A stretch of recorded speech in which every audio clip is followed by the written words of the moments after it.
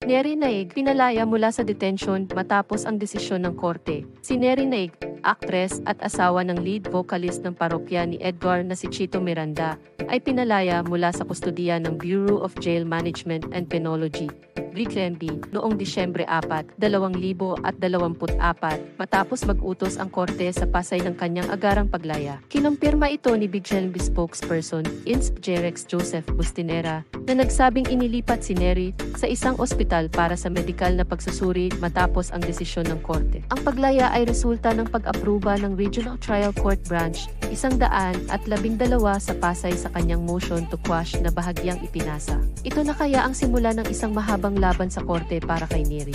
Inaresto si Neri noong Nobyembre 23, 2024 at ikinulong sa Pasay City Jail dahil sa kasong estafa na may kaugnayan sa endorsement niya sa Dermacare, isang kumpanyang dermatologika. Nakusahan si Neri na nilinlang ang mga investor upang maniwalang lehitimo ang kumpanya.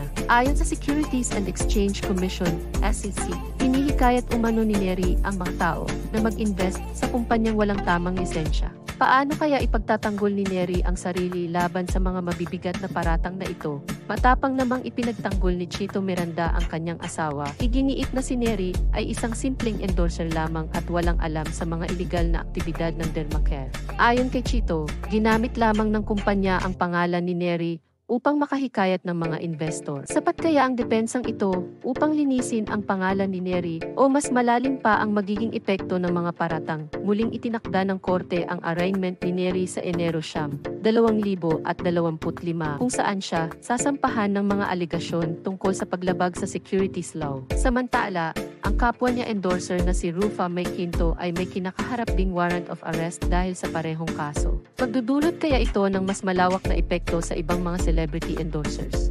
Habang patuloy ang legal na laban ni Neri, nanatiling nakasubaybay ang kanyang mga taga-suporta. Bagamat nagbibigay pag-asa ang kanyang paglaya, maraming tanong ang bumabalot pa rin sa hinaharap ng kanyang kaso. Ano kaya ang susunod na hakbang para kay Neri sa gitna ng mga hamong ito?